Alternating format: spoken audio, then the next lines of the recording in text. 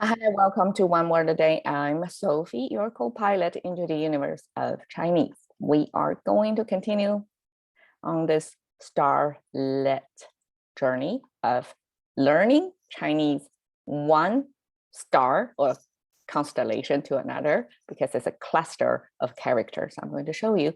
So yesterday we talked about the 4-character magic 4, the common form in Chinese expressions. 引火烧身 means you're asking for trouble, you're leading the fire, the trouble coming to burn your body. Not a good situation, and today's situation is even worse. It's another warning, like embedded in our language, in our culture, to warn you against 欲火焚身. Okay, 欲火焚身. It got a lot of fire in there. You can see the fire, another fire. Okay, one by one. 欲, this concept of desire, it's shared. Actually, this is a good cross-culture similarities that I found. Desire especially means sexual desire here in both languages, actually, right? So you have desire, that's mostly sexual. Or it's the most easy understood form, because that's commonly, that's the most universal feelings toward, like, everybody experience that.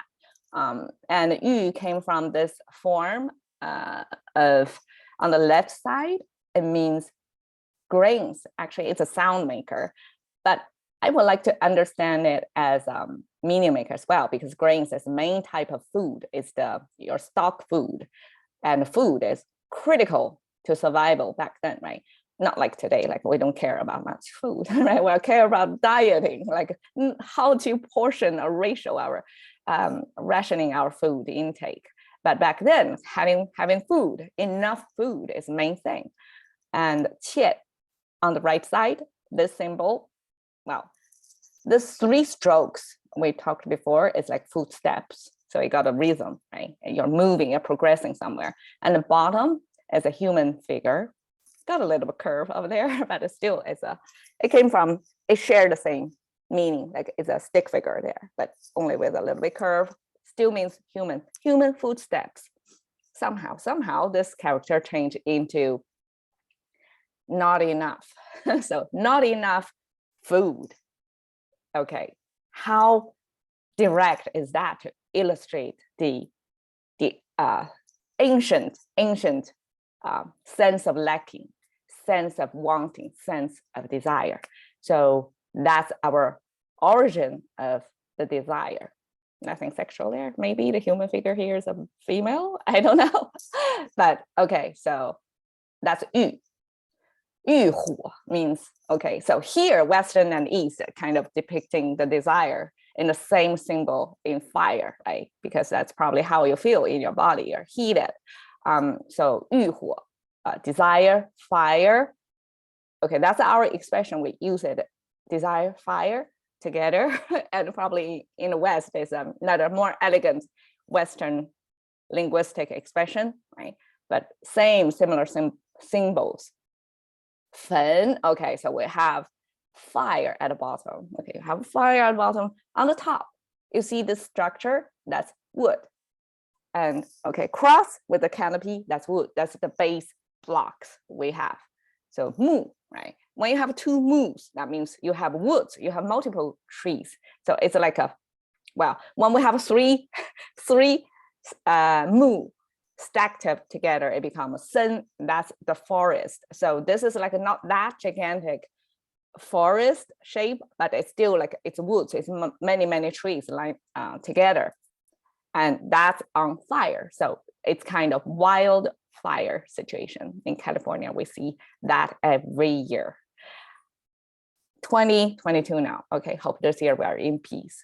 But okay, we have burning here. This means burn, but it's the kind of uncontrolled burn. Unlike yesterday, 烧, we have fire, and we have the sound maker 摇 on the right side becomes 烧. It means controlled fire, actually. It's you are cooking. We use that for cooking as well. It's a small fire, is on the side, right? Visually on the side. But this is fire below the trees.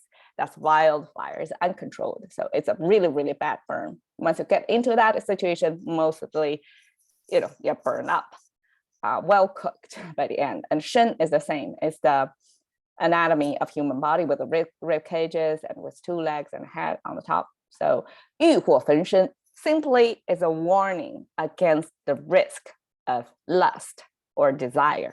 Okay, so the fire of the desire can really burn you up. That's the warning in both cultures.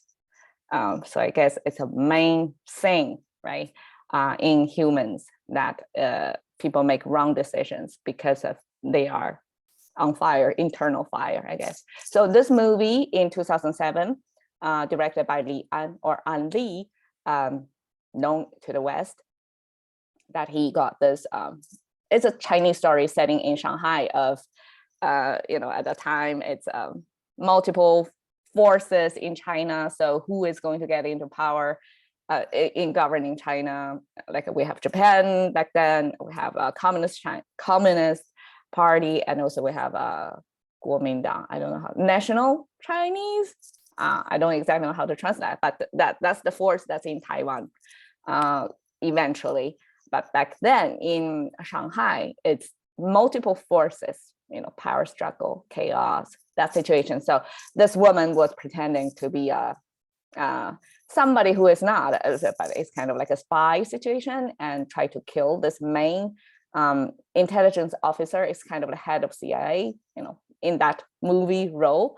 And he, of course, is well experienced, and throughout his career, probably many people try to use the woman. We use that to set a trap him, right? So he knows the game very well, but this is a girl who is kind of a newbie, new scenery. So all kind of story over there. But this is, you see, Lian, or this movie was translated as lust, caution. So lust actually is this word, 色. In China, 色 actually means color, but somehow color in our language also adopt this additional meaning. I guess probably because it's colorful. It's like a one strong sensory stimuli, right? So it becomes the symbol related to lust. It's externalized. You can easily see that. So that's 色. 戒, it's the against. That's the warning. Like, I told you so kind of situation, right? So it's caution. So caution against lust. So this explains today's expression 欲火焚身. So that's a warning of, too much desire or uncontrolled desire can get you burned. All right, so cash into the currency of thinking by just one word a day. I'm Sophie. See you another day.